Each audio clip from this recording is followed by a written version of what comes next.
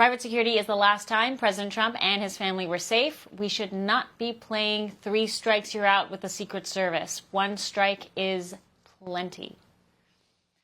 So joining us now is Kyle Seraphin, former FBI whistleblower. He's now host of a great show that we can all tune into. Kyle, thank you so much for joining us.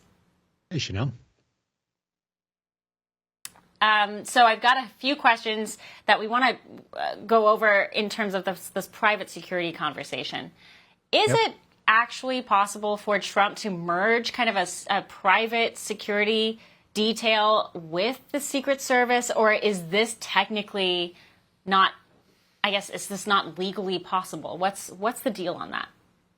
I think it's probably some murky waters. It's technically possible. I mean, anything is possible. You could actually break out the mission set of site surveying in advance and maybe even some outer perimeter work being done by one group, potentially a private group, and still have the Secret Service doing the up close work. But the issue that you have, and the reason why people go with Secret Service when they can, is that they're federal agents. They're 1811s, which is the job code that I used to have. And that's the same as a DEA agent, as an ATF agent, as an FBI agent, some U.S. Marshals, and so on.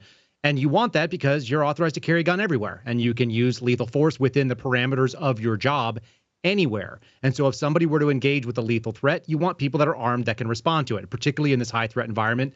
Donald Trump is facing far more dangerous times than we've seen any time before that. So even your previous examples, I don't know that they're a one-to-one comparison, because there wasn't as much hatred and there wasn't as much vitriol, and there weren't people saying put a bullet in Donald Trump or eliminate him from the scene.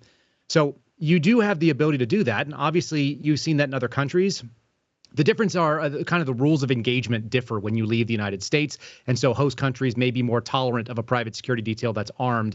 Certainly the folks that we've seen overseas doing this for the State Department, they've got a little bit more relaxed purview, right? They're working in war zones, and so they kind of come in and they dominate the scene with whatever rules they want. The United States is a little different, so you probably have to go state to state to make sure you had licensed PIs that were allowed to carry a weapon, and then that means you're probably mixing up a team. I don't know of any private security organization that has license to carry in every state as a private security organization. It's a big hoop to jump through, but technically possible.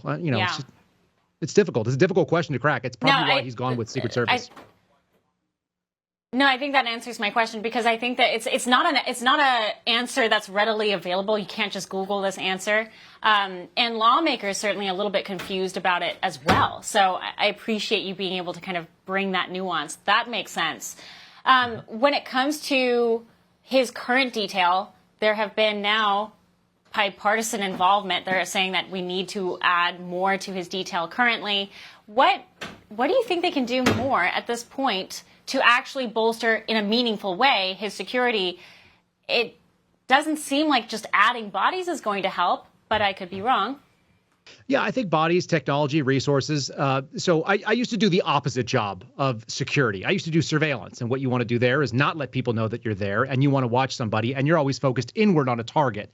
And security is the opposite. You want them to know you're there, generally speaking, at least some of your people, and they want to be looking outward for threats. So it's the inverse job. By adding resources, and we used to do, sort of a force multiplier by putting a plane in the air or putting a drone up. And if you have that sort of eyes in the skies and you have people that know how to do it, then you actually add a lot of capabilities. You can do the work of several because it can cover a lot more ground.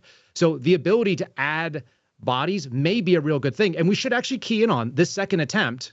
It was unsuccessful because Secret Service did the job they were supposed to do. They do what they call a bubble, and we call the same thing in the security and the surveillance world. A bubble circles whoever it is that's your target or your subject or the person that you're protecting. And they were looking outward. They saw a threat, which was somebody at, on a wood line that was going through, poking a barrel of a rifle through a cyclone fence, and they engaged, which is not that common because we would hear about it more often. Shooting at somebody who presented a lethal threat is the right move in this environment. But they did that, and good for them. So we should actually give credit to the folks that were actually on the ground there, even if they're undermanned. They did the right move, I think, because we're seeing a very, very heightened threat environment for Donald Trump. For all our viewers asking where One America News is heading in the future, we would like to introduce you to OAN Live. OAN Live is the best way to stay up to date on all of the hard-hitting, straight-shooting, national and international headlines. And the best part is, OAN Live is only $4.99 per month. All the credible, honest, unbiased reporting One America News offers at a fraction of the cost of cable. Just go to OANN.com to easily sign up for OAN Live and stay informed.